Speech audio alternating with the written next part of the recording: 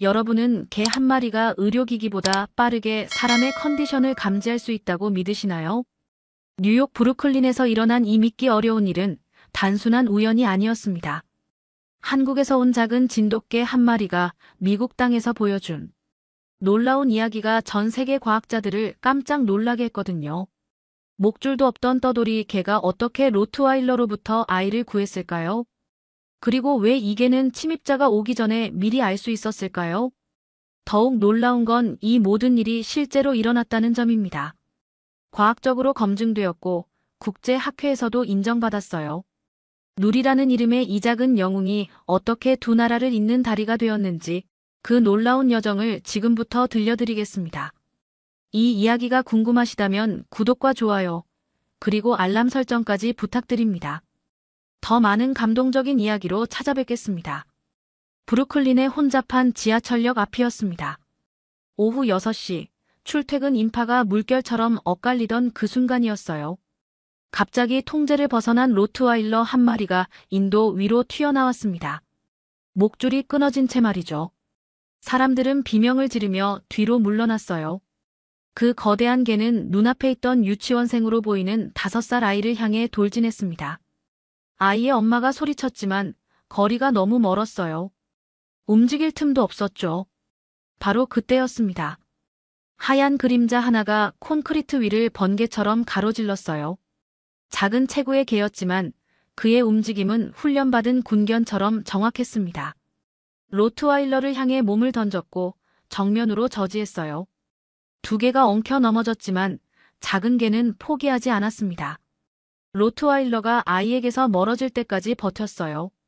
사람들이 로트와일러를 제압한 후에도 그 작은 개는 아이 곁을 떠나지 않았습니다. 목줄도 주인도 없던 그 개는 사건 후 조용히 아이 옆에 앉아 있었어요. 마치 처음부터 그곳이 자신의 자리였던 것처럼 말이죠.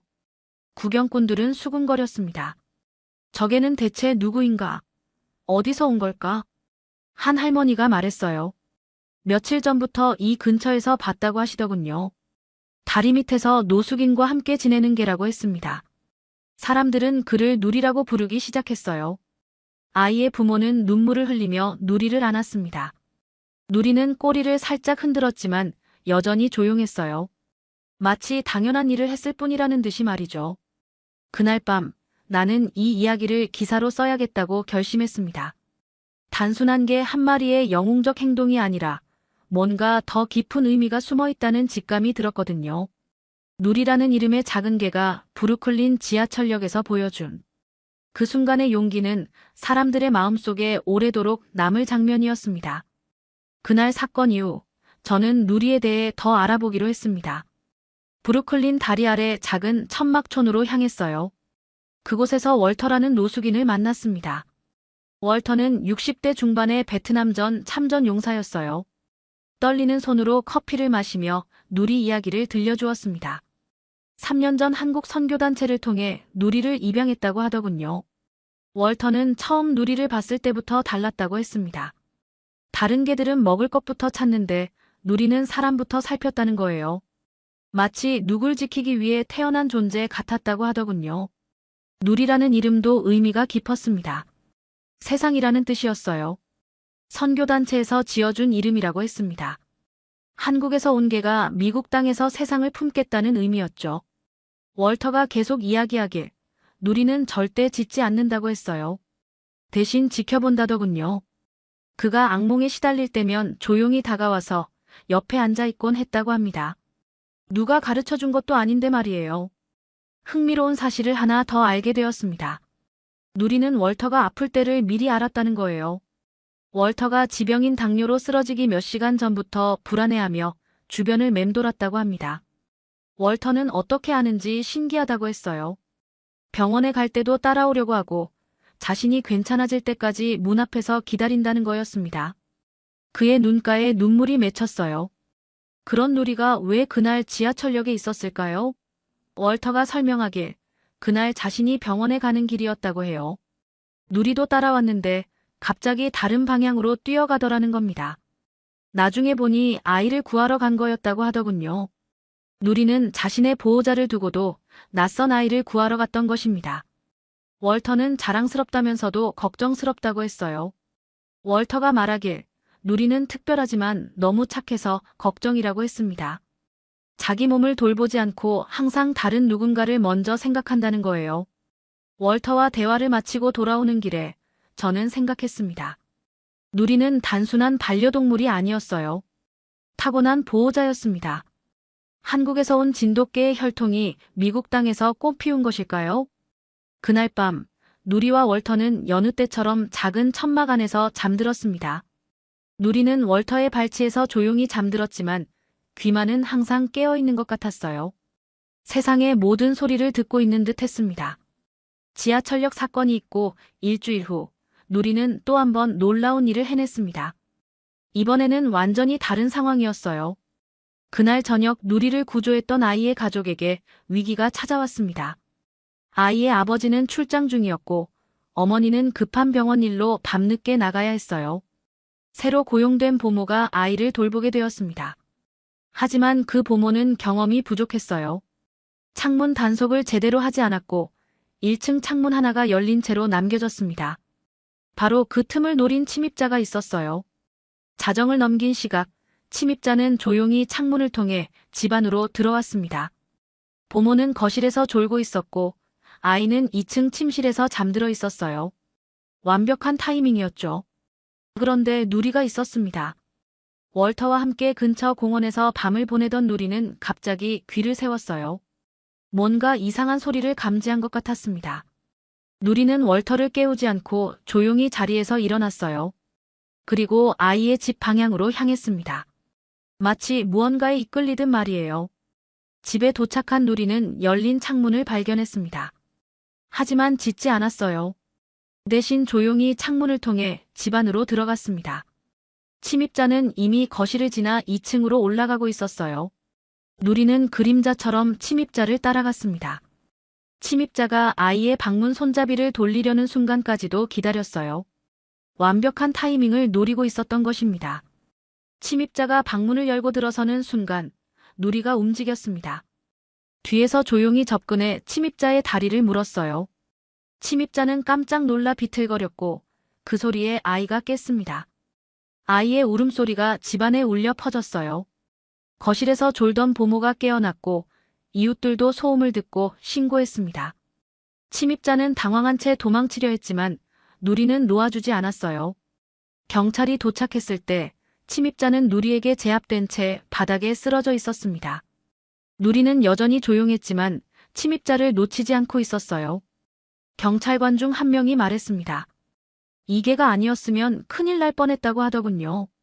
침입자는 상습범이었고 아이를 노린 것이 분명했다고 했어요. 흥미로운 점은 누리의 행동 방식이었습니다. 다른 개들처럼 짖거나 소란을 피우지 않았어요. 마치 훈련받은 경비견처럼 차분하고 계산적으로 움직였습니다. 아이의 어머니가 병원에서 급히 돌아왔을 때 누리는 아이 곁에서 조용히 앉아 있었어요. 마치 처음부터 그곳이 자신의 자리였던 것처럼 말이에요. 그날 밤의 일은 저에게 큰 궁금증을 안겨주었습니다. 누리의 행동은 단순한 우연이나 본능을 넘어서는 무언가였어요. 계획적이고 전략적인 움직임이었습니다.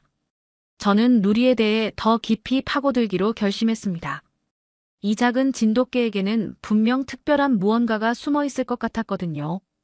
누리의 두 번째 영웅적 행동 이후 저는 더욱 확신했습니다. 이 개에게는 분명 특별한 무언가가 있다고 말이에요. 그래서 아이의 가족을 다시 찾아갔습니다. 아이의 어머니는 뉴욕 대학교 수의학과 교수였습니다. 닥터 사라 김이라는 한국계 미국인이었어요. 그녀는 동물행동학 전문가였습니다. 사라 교수는 누리의 행동에 큰 관심을 보였어요. 단순한 감사 차원을 넘어서 학술적 호기심이 발동한 것 같았습니다.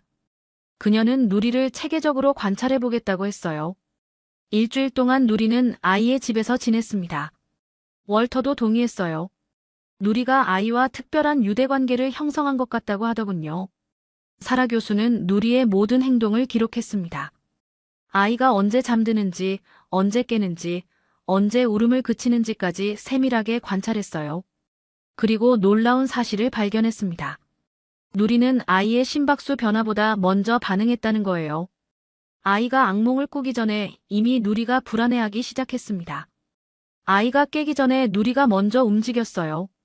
더 신기한 건 아이의 컨디션까지 예측했다는 점이었습니다. 아이가 감기에 걸리기 하루 전부터 누리가 평소보다 더 가까이 붙어 있었어요. 열이 날 때는 아이 곁을 떠나지 않았습니다. 사라 교수는 이런 현상을 데이터로 정리했어요.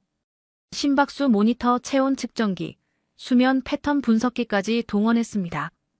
결과는 놀라웠어요. 누리의 반응 시간은 의료기기보다 빨랐습니다. 아이의 생체 신호 변화를 기계보다 먼저 감지하고 있었던 거예요. 이건 단순한 우연이나 본능으로는 설명할 수 없는 현상이었습니다. 사라 교수가 말하길 진돗개의 후각과 청각은 다른 견종보다 뛰어나다고 했어요. 하지만 누리의 능력은 그것만으로는 부족했다는 겁니다. 뭔가 더 복잡한 시스템이 작동하고 있는 것 같다고 하더군요. 누리는 아이의 졸음, 불안, 질병까지 모두 예측할 수 있었어요. 마치 아이의 몸 상태를 실시간으로 모니터링하는 생체 센서 같았습니다. 그런데 흥미로운 점이 또 있었어요. 누리는 다른 사람들에게는 이런 반응을 보이지 않았다는 겁니다. 월터에게는 어느 정도 반응했지만 아이에게만큼은 아니었어요. 사라 교수는 이를 유대관계의 깊이와 연관지어 설명했습니다. 누리가 아이를 자신이 보호해야 할 대상으로 완전히 각인했다는 거예요. 그래서 더욱 민감하게 반응한다는 것이었습니다. 기자로서 저는 단순한 좋은 개 이야기를 넘어서는 뭔가를 발견했습니다. 누리에게는 과학적으로 규명해 볼 만한 특별한 능력이 있었어요. 일주일간의 관찰을 마친 후 사라 교수는 확신에 찬 표정으로 말했습니다. 이 현상을 학계에 발표해 보겠다고 하더군요. 누리는 단순한 반려동물이 아니라 연구할 가치가 있는 대상이라는 것이었습니다. 그날 밤 누리는 다시 월터와 함께 돌아갔습니다. 하지만 이제 누리를 보는 시선이 달라졌어요. 이 작은 진돗개는 곧 세상의 주목을 받게 될 것 같았습니다. 사라 교수는 약속을 지켰습니다. 누리에 대한 관찰 결과를 논문으로 정리해 국제동물행동학회에 발표하기로 한 것이에요. 논문 제목은 진돗개의 보호 반응성 기반 생존 행동이었습니다. 학회는 보스턴에서 열렸어요. 세계 각국의 동물행동학자들이 모이는 권위 있는 자리였습니다. 사라 교수는 누리와 함께 참석했어요. 발표 당일 강당에는 200여 명의 학자들이 자리했습니다. 사라 교수가 무대에 오르자 누리도 조용히 따라왔어요. 평소처럼 차분한 모습이었습니다. 사라 교수는 먼저 누리의 배경을 설명했습니다. 한국에서 온 진돗개가 미국에서 보여준 특별한 행동들을 소개했어요. 지하철역 사건과 침입자 사건을 생생하게 들려주었습니다. 그리고 핵심인 데이터 분석 결과를 발표했어요. 누리가 아이의 생체 신호 변화를 의료기기보다 빠르게 감지한다는 사실을 그래프와 수치로 보여주었습니다. 청중들은 점점 흥미로워하는 표정이었어요. 특히 유럽의 한 동물 행동학자는 진돗개의 유전적 특성에 대해 질문했습니다. 사라 교수가 설명하길 수백 년간 인간과 함께 살아온 진돗개의 유전적 특성이 핵심이라고 했어요. 단순한 충성이 아닌 생물학적 보호 본능이 발달했다는 것이었습니다. 진돗개는 한국의 진도에서 오랫동안 인간과 공생해왔다고 했어요. 그 과정에서 인간의 미세한 신호를 읽는 능력이 유전적으로 고정되었다는 것이 사라 교수의 가설이었습니다. 누리는 무대 위에서도 전혀 긴장하지 않았어요. 오히려 청중들을 차분히 바라보고 있었습니다. 마치 자신이 연구 대상이라는 걸 이해하고 있는 것 같았어요. 한 교수가 직접 실험을 제안했습니다. 누리가 정말로 사람의 컨디션을 감지할 수 있는지 현장에서 확인해 보자는 거였어요. 자원자 중 한 명이 무대에 올라왔습니다. 평소 저혈압으로 어지럼증을 자주 느낀다는 분이었어요. 누리는 그 사람 옆에 앉았습니다. 10분 정도 지나자 누리가 불안해하기 시작했어요. 자리에서 일어나 그 사람 주변을 맴돌았습니다. 5분 후 그 사람이 실제로 어지럼증을 호소했어요. 강당이 조용해졌습니다. 누리의 능력이 실제로 증명된 순간이었어요. 청중들은 놀라움을 감추지 못했습니다. 사라 교수는 이어서 진돗개의 문화적 의미도 설명했어요. 한국에서 진돗개는 단순한 반려동물이 아니라 가족의 일원이자 보호자로 여겨진다고 했습니다. 그런 문화적 배경이 유전적 특성과 결합해 누리 같은 개를 만들어낸 것이라고 했어요. 문화와 생물학이 만난 결과물이라는 설명이었습니다. 발표가 끝난 후 기립박수가 이어졌습니다. 10분 가까이 계속된 박수였어요. 누리는 여전히 차분했지만 꼬리를 살짝 흔들었습니다. 질문 시간에는 다양한 문의가 쏟아졌어요. 다른 진돗개들도 비슷한 능력을 가지고 있는지, 이런 능력을 인위적으로 기를 수 있는지 등등이었습니다. 사라 교수는 신중하게 답변했어요. 모든 진돗개가 누리와 같지는 않지만 유전적 소질은 공통으로 가지고 있을 것이라고 했습니다. 그날 누리는 한국의 진돗개를 세계에 알리는 역할을 했어요. 학계에서도 문화 그 이상의 존재가 되었습니다. 과학적 연구 대상으로 인정받은 거였죠. 학회 발표 이후 누리는 일약 유명해졌습니다. 여러 언론에서 인터뷰 요청이 쏟아졌고 동물 프로그램 출연 제의도 많았어요. 하지만 누리는 여전히 변함없었습니다. 월터와 함께 다리 밑 천막에서 지내던 누리는 이제 아이의 집에서 반반씩 시간을 보냈어요. 낮에는 아이와 함께, 밤에는 월터와 함께하는 생활이었습니다. 아이의 어머니 사라 교수는 누리를 정식으로 입양하고 싶어 했어요. 하지만 월터를 떼어놓을 수는 없었습니다. 그래서 특별한 협약을 맺었죠. 월터는 아이 집 근처 작은 아파트로 이주했습니다. 사라 교수가 마련해준 곳이었어요. 이제 누리는 두 가족을 모두 돌볼 수 있게 되었습니다. 흥미로운 점은 누리가 여전히 이름을 불러도 잘 반응하지 않는다는 것이었어요.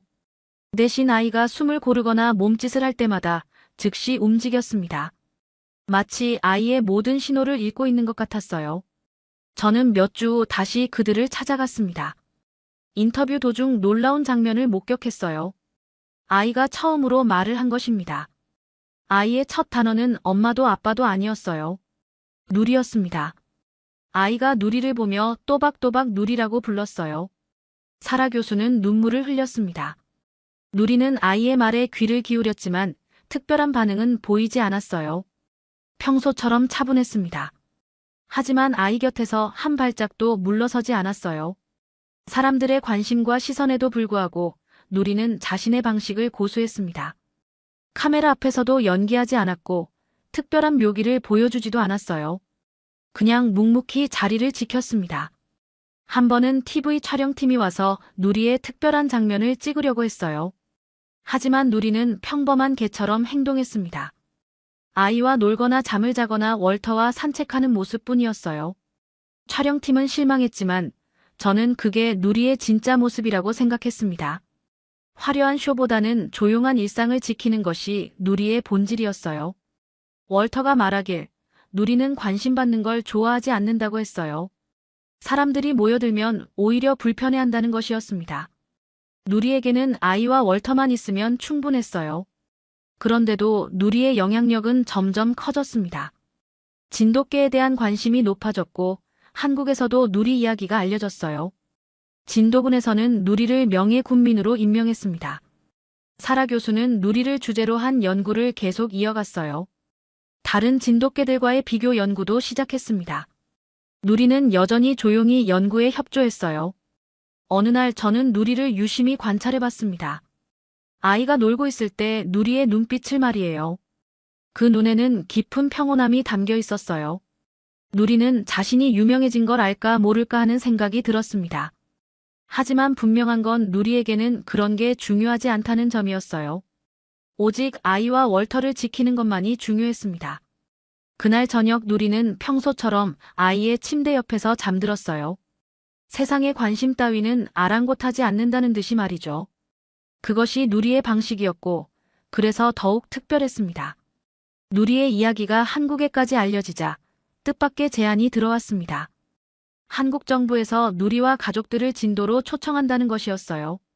누리의 뿌리를 찾아보는 의미 있는 여정이 될 것이라고 했습니다. 사라 교수와 아이 그리고 월터까지 모두 함께 한국으로 떠났어요. 누리도 당연히 동행했습니다. 15시간의 긴 비행이었지만 누리는 내내 차분했어요. 인천공항에 도착했을 때 예상보다 많은 기자들이 기다리고 있었습니다. 누리는 플래시 세례에도 전혀 놀라지 않았어요. 오히려 주변을 차분히 둘러보는 모습이었습니다. 서울에서 하루를 보낸 후 일행은 진도로 향했어요. KTX를 타고 목포까지 간 다음 다시 버스로 갈아탔습니다. 누리는 창밖 풍경을 유심히 바라봤어요. 진도에 도착한 순간 누리에게 변화가 생겼습니다. 평소보다 더 활발해졌어요. 코를 벌름거리며 주변 냄새를 맡더니 갑자기 특정 방향으로 걸어가기 시작했습니다. 진도군청 관계자들이 안내를 했지만 누리는 자신만의 길을 따라 움직였어요. 마치 익숙한 곳을 찾아가는 것 같았습니다. 첫 번째로 방문한 곳은 진돗개 보존센터였어요. 그곳에는 순혈 진돗개들이 많이 있었습니다. 누리는 다른 진돗개들과 만났지만 특별한 반응은 보이지 않았어요. 하지만 흥미로운 점이 있었습니다. 다른 진돗개들이 누리를 경계하지 않았다는 거예요. 보통 낯선 개에게는 경계심을 보이는데 누리에게는 그렇지 않았습니다. 센터 관계자가 설명하길 진돗개들은 같은 혈통을 알아본다고 했어요. 누리가 비록 미국에서 자랐지만 진돗개의 본성을 잃지 않았다는 증거라고 하더군요. 둘째 날에는 진도의 전통 마을을 둘러봤습니다. 그곳에서 누리는 더욱 놀라운 모습을 보였어요. 마을의 한 할머니를 보자 꼬리를 흔들며 다가간 것입니다. 할머니는 80대 중반이었어요. 평생 진돗개와 함께 살아온 분이라고 했습니다. 할머니가 누리를 보더니 감탄했어요. 진짜 진돗개의 눈빛을 가졌다고 하시더군요. 할머니가 말씀하시길 진돗개는 눈으로 마음을 읽는다고 했어요. 말없이도 주인의 기분을 안다는 것이었습니다. 누리도 그런 눈빛을 가지고 있다고 하셨어요. 마을의 다른 진돗개들도 누리와 비슷했습니다. 말없이 주인을 바라보는 눈빛, 낯선 이를 경계하는 침묵, 하지만 위험할 때는 주저없이 나서는 용기까지 닮아 있었어요. 전문가들이 말하길 진돗개는 유전자가 아니라 기억으로 움직인다고 했어요. 수백 년간 축적된 집단 기억이 DNA에 새겨져 있다는 것이었습니다. 누리는 그런 조용한 기억을 가진 개였어요. 미국에서 태어나고 자랐지만 조상들의 기억을 간직하고 있었던 것입니다. 진도의 마지막 날, 누리는 바닷가에서 시간을 보냈어요. 진도 앞바다를 바라보며 조용히 앉아 있었습니다. 무엇을 생각하고 있는지는 알 수 없었어요. 월터가 누리 곁에 앉으며 말했습니다. 누리가 자신의 뿌리를 확인한 것 같다고 하더군요. 이제 더욱 확신을 가지고 살아갈 것 같다고 했어요. 사라 교수도 이번 여행이 의미 깊었다고 했습니다. 누리의 특별함이 단순한 개체의 능력이 아니라 진돗개라는 품종 전체의 특성임을 확인했다는 거예요. 진도에서의 사흘은 누리에게도 특별한 시간이었던 것 같습니다. 자신이 누구인지, 어디서 왔는지를 확인한 여정이었어요. 이제 누리는 뉴욕으로 돌아갈 준비가 되었습니다. 진도에서 돌아온 누리는 달라 보였습니다. 더욱 당당해진 것 같았어요. 자신의 뿌리를 확인한 후 더욱 확고한 정체성을 갖게 된 것 같았습니다. 뉴욕으로 돌아온 지 한 달 후 누리에게 또 다른 변화가 찾아왔어요. 뉴욕시 교육청에서 누리를 교육 자료로 활용하고 싶다는 제안을 해온 것입니다. 책임감과 보호 본능을 가르치는 교육 프로그램에 누리의 이야기를 담고 싶다는 것이었어요. 사라 교수는 흔쾌히 동의했습니다. 누리의 이야기가 더 많은 아이들에게 전해질 수 있다면 의미 있는 일이라고 했거든요. 곧 뉴욕 초등학교 교과서에 누리의 이야기가 실렸습니다. 표지에는 누리가 아이를 지키는 모습이 그려져 있었어요. 제목은 작은 영웅, 큰 마음이었습니다. 아이들은 누리의 이야기를 좋아했어요. 학교에서 누리에 대한 그림 그리기 대회도 열렸습니다. 수백 장의 그림 속에서 누리는 항상 누군가를 지키고 있었어요. 더 큰 변화는 TED 강연 무대에서 일어났습니다. 사라 교수가 연사로 초청받아 누리와 함께 무대에 섰어요. 강연 제목은 경계를 넘는 사랑이었습니다. 천여 명의 청중 앞에서 사라 교수는 누리의 이야기를 들려주었어요. 한국에서 온 작은 개가 어떻게 미국에서 영웅이 되었는지, 그리고 그 과정에서 무엇을 배웠는지 말했습니다. 사라 교수가 강조한 건 연결의 힘이었어요. 누리는 한국과 미국을 잇는 다리 역할을 했고 사람과 동물 사이의 벽도 허물었다고 했습니다. 그리고 무엇보다 서로 다른 존재들이 어떻게 하나가 될 수 있는지 보여주었다고 말했어요. 강연 중 누리는 무대 한쪽에 조용히 앉아 있었습니다. 수많은 사람들이 지켜보고 있었지만 전혀 긴장하지 않았어요. 마치 이 모든 게 자연스러운 일인 것처럼 말이에요. 사라 교수는 강연을 이렇게 마무리했습니다. 누리는 한국과 미국 사람과 동물, 그리고 과거와 현재를 잇는 존재라고 했어요. 작은 개 한 마리가 세상을 더 따뜻하게 만들었다고 말했습니다. 강연이 끝난 후 기립박수가 오래도록 이어졌어요. 누리는 여전히 차분했지만 꼬리를 살짝 흔들었습니다. 자신이 사랑받고 있다는 걸 알고 있는 것 같았어요. 그 후 누리의 영향력은 더욱 커졌습니다. 동물보호단체들이 누리를 홍보대사로 위촉했고 진돗개 입양 문의도 크게 늘었어요. 누리 덕분에 많은 진돗개들이 새로운 가족을 만날 수 있었습니다. 월터도 변했어요. 누리 이야기를 담은 책을 쓰기 시작했습니다. 제목은 누리와 함께한 나날들이었어요. 노숙인이었던 자신이 어떻게 누리를 통해 새로운 삶을 찾았는지 솔직하게 써내려갔습니다. 아이도 계속 자라고 있었어요. 이제 6살이 된 아이는 누리와 함께 놀며 책임감을 배워가고 있었습니다. 누리가 가르쳐준 것들을 하나씩 받아들이고 있었어요. 저는 이 모든 과정을 지켜보며 생각했습니다. 누리는 더 이상 단순한 개가 아니었어요. 세상을 연결하는 상징이 되었습니다. 국경도, 언어도, 종족도 넘어서는 사랑의 메신저였어요. 어느 날 저녁 누리는 평소처럼 아이의 침대 옆에서 잠들었습니다. 창밖으로는 뉴욕의 불빛들이 반짝이고 있었어요. 하지만 누리에게는 그 모든 화려함보다 아이의 평온한 잠숨소리가 더 소중했을 것입니다. 누리의 이야기는 계속됩니다. 작은 진돗개 한 마리가 만들어낸 기적이 앞으로도 많은 사람들에게 희망과 감동을 전해줄 것입니다. 누리는 우리 모두에게 진정한 사랑이 무엇인지 가르쳐준 선생님이었어요. 누리의 이야기를 마무리하며 생각해봅니다. 과연 우리는 누리에게서 무엇을 배울 수 있을까요? 누리는 말하지 않았지만 많은 것을 가르쳐 주었어요. 진정한 사랑은 조건이 없다는 것, 누군가를 지킨다는 것이 얼마나 숭고한 일인지, 그리고 작은 존재도 세상을 바꿀 수 있다는 희망을 말이에요. 한국에서 태어나 미국에서 자란 누리는 국경을 넘나드는 사랑의 메신저였습니다. 언어는 달라도 마음은 통한다는 걸 보여주었어요.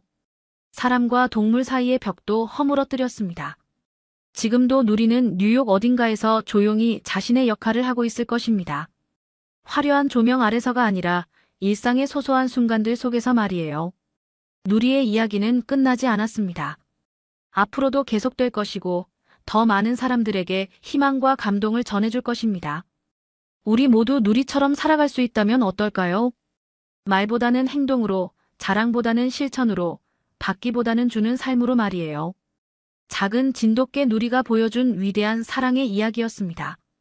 여러분의 마음에도 작은 씨앗 하나가 심어지길 바랍니다.